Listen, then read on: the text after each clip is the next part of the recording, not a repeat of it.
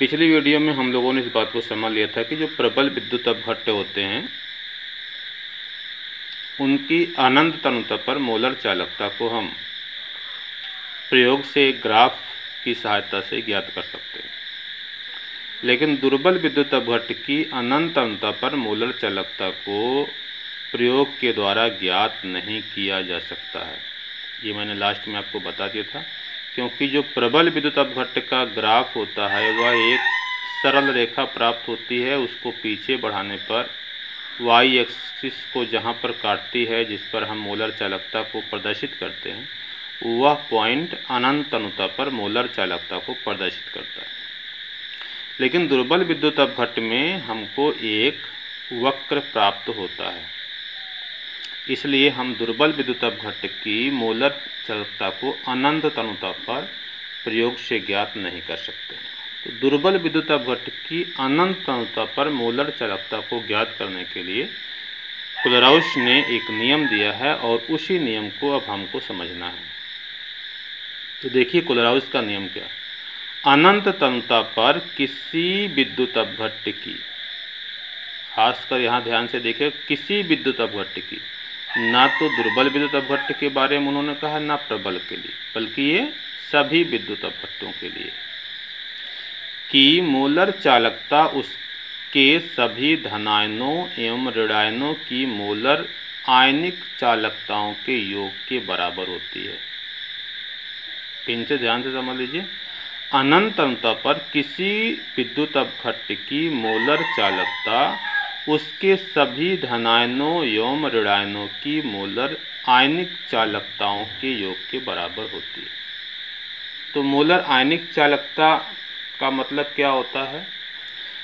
मतलब कि ये आयन से जो चालकता होती है, विद्युत धारा को प्रवाहित करने की जो क्षमता होती है, उसको हम मोलर आयनिक चालकता कहते हैं। अभी आप आगे इस वीडियो को देखिए तो आपको समझ में आएगा। जैसे देखिए कि अगर यहाँ पर कोई यौगिक है, आयनिक यौगिक है AXBY, तो जब इसका आयनन होगा, इसको हम पानी में डालेंगे, तो देखिए इसमें जो A है उसके कितने परमाणु या आयन है, उसकी आयनों की संख्या कितनी है? X है। B की आयनों की संख्या कितनी है? Y है। आपको पता है कि जब हम किसी फार्मूले को लिखते हैं तो जो चार्ज होता है उसको तिर्यक गुणा करते हैं। तो A का जो चार्ज है वो Y है, जो B का चार्ज है वो X है। पहले वाले पे चार्ज क्या आता है? प्लस आता है। दूसरे वाले पे चार्ज क्या आता है? माइनस आता है। तो मान लीजिए कि अगर कोई विद्युत संयोजी विद्युत अपघट्य है, उसको हमने पानी में डाला, तो A जो है वो तो प्लस है, B जो है वो माइनस है। A जो है धनावेश है, धनायन है, B जो है वो ऋणायन है। A के कितने आयन, A के आयनों की संख्या कितनी है? X है। तो X को हम क्या करेंगे? पहले लिख देंगे। और B की आयनों की संख्या Y है, तो यहाँ पर Y को लिख देंगे। ये तो इसकी आयनों की संख्या। A धनायन है, B ऋणायन है, तो A पे धन आवेश है, B पे ऋण आवेश है। लेकिन A पर आवेश की मात्रा कितनी है? Y है, ये यहाँ लिखा हुआ। तो A पर आवेश क्या होगा? Plus Y। हाँ, A पर आवेश होगा प्लस Y। B पर आवेश की संख्या देखिए यहाँ लिखी है। B पर माइनस आवेश है, तो B पर आवेश होगा माइनस। X भी लिख सकते हैं, X माइनस भी लिख सकते हैं। माइनस को आप आगे भी लिख सकते हैं, कोई दिक्कत नहीं, बल्कि आप इस माइनस को यहीं कर लीजिए, माइनस X। ठीक है। तो ये तो आयनन जब होगा, जब इसको पानी में डालेंगे तो जो आयन बनेंगे उसके बारे में यहाँ पर मैंने समझाया। अब देखिए ये जो लैम्डा ऊपर 0 लिखा, यहाँ पर इनफाइनाइट भी कहीं कहीं लिखा रहता है, किसी बुक में आप देखिएगा। तो ये क्या लिखा है? यम, लैम्डा 0 यम, ये लिखा है अनंत तनुता पर मोलर चालकता। ये क्या लिखा है? ये किसका सिंबल है? अनंत तनुता पर मोलर चालकता का सिंबल। ब्रैकेट में क्या लिखा है? AXBY। यानी ये पूरा का पूरा लिखा है कि जो हमने यौगिक AXBY लिया है उसकी अनंत तनुता पर मोलर चालकता क्या होगी? X lambda M A plus Y। A plus Y जो पहला धनायन है उसकी मोलर चालकता अनंत तनुता पर होगी। तो यह जो है, जो ऐसे लैम्डा लिखा है, ये आयनिक मोलर चालकता है। आयनिक मोलर चालकता है और उसमें यक्स का गुणा किया गया है। इसके बाद वाई है, अनंत अनुता पर जो ऋणायन है उसकी आयनिक मोलर चालकता है।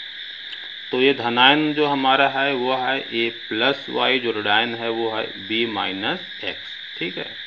और उसकी संख्या यहाँ पर एक्स वाई लिखना है। जो ये वाला लैम्डा है ये क्या है, मोलर आयनिक चालकता है, और ये क्या है, मोलर चालकता। ये आयनिक है, इसमें ऐसा लैम्डा, ये दोनों लैम्डा ही पढ़े जाते हैं। तो ये शायद आपको समझ में आ गया होगा। ये देखिए यक्स की संख्या यहाँ लिखनी है, ये लैम्डा यम ये वाला जो है यहाँ लिखना है, फिर वाई लिखना है, फिर लैम्डा यम 0, और ये जिस आयन की हम बात कर रहे हैं बी माइनस एक्स उसको यहाँ लिखना है। अब देखिए कोलराउस के नियम के अनुप्रयोग, ये सारे के सारे एग्जाम में पूछे जाते हैं, इम्पोर्टेंट क्वेश्चन है, तो इसको आप ज़रूर याद करिएगा। कोलराउस के नियम का अनुप्रयोग, देखिए कोलराउस का नियम क्यों बनाया गया था, क्योंकि इसकी सहायता से हम दुर्बल विद्युत अपघट्ट की अनंत तनुता पर मोलर चालकता को ज्ञात कर सकते हैं। कोलराउस के नियम की सहायता से अनंत अनुता पर दुर्बल विद्युत अपघट्ट के विलयन की मोलर चालकता ज्ञात की जा सकती है। बात समझ में आ रही है? अनंत अनुता पर हम दुर्बल विद्युत अपघट्ट की मोलर चालकता को ज्ञात कर सकते हैं। किसकी सहायता से? कोलराउस के नियम की सहायता से। अब इस पे एक उदाहरण भी मैंने देखिए आपको समझाया है। जैसे यदि NaCl, HCl और सोडियम एसीटेट, आपको पता है कि HCl जो है वो प्रबल अम्ल है, और जितने भी सॉल्ट होते हैं वो सब के सब क्या होते हैं, प्रबल विद्युत अपघट्ट होते हैं। तो NaCl भी प्रबल विद्युत अपघट्ट है, HCl तो प्रबल अम्ल है। ये प्रबल अम्ल, प्रबल क्षार और सभी लवण क्या होते हैं, प्रबल विद्युत अपघट्ट होते हैं। सोडियम एसीटेट की मोलर चालकता ज्ञात हो तो अनंत तनुता पर एसिटिक अम्ल, ये CH3COOH, ये क्या एसिटिक अम्ल कहाँ पाया जाता है, सिरका में पाया जाता है, की मोलर चालकता ज्ञात की जा सकती है। बात समझ में आ रही है? सोडियम क्लोराइड, HCl और सोडियम एसीटेट की मोलर चालकता अगर ज्ञात हो तो अनंत तनुता पर एसिटिक अम्ल की मोलर चालकता ज्ञात की जा सकती है। तो देखिए अब मैं क्या लगाऊंगा, कोलराउस का नियम लगाऊंगा। एसिटिक अम्ल लैम्डा M0 एसिटिक अम्ल क्या हो जाएगा, लैम्डा यम। इस एसिटिक अम्ल का जब आयनन होगा तो एसीटेट आयन बनेगा और H+ आयन बनेगा। तो दोनों आयनों की आयनिक मोलर चालकता यहाँ पे लिखी गई है। यहाँ पर जो ब्रैकेट में हम जिस आयन की बात करते हैं उसको लिखते हैं लैम्डा M0।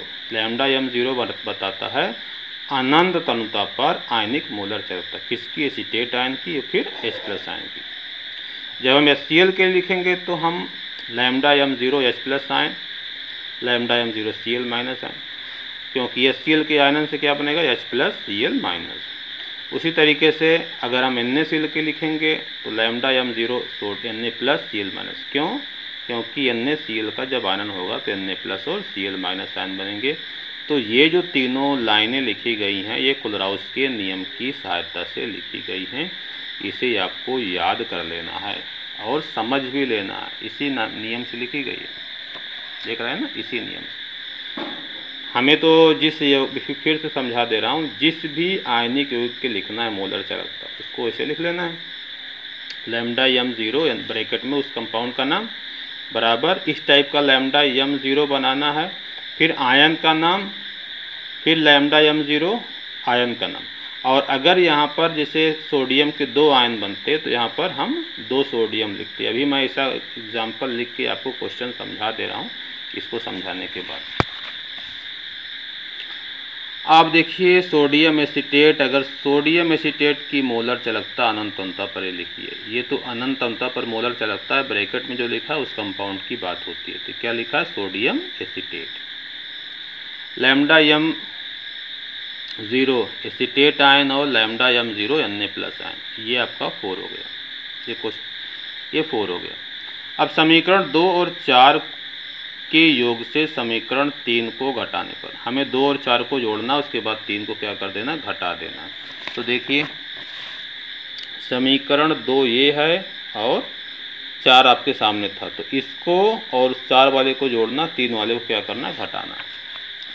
तो देखिए 2 वाले में क्या है, 2 वाले में देखिए आपका HCl है, 4 वाले में सोडियम एसीटेट है और 3 वाले में सोडियम क्लोराइड है। तो इन दोनों को जोड़ा गया है, इसको घटाया गया। उसके बाद आयनों को हम जो इस साइड के आयन हैं उनको उसी तरीके से जिसको जोड़ा गया, जैसे HCl को जोड़ा गया है तो HCl में हो जाएगा लैम्डा यम 0 H+ आयन, लैम्डा यम 0 Cl- आयन। इसके बाद सोडियम एसीटेट है, लैम्डा यम 0 एसीटेट आयन, लैम्डा यम 0 Na+ आयन, माइनस लैम्डा यम 0 Na+ आयन, लैम्डा यम 0 Cl- आयन। ठीक है, तो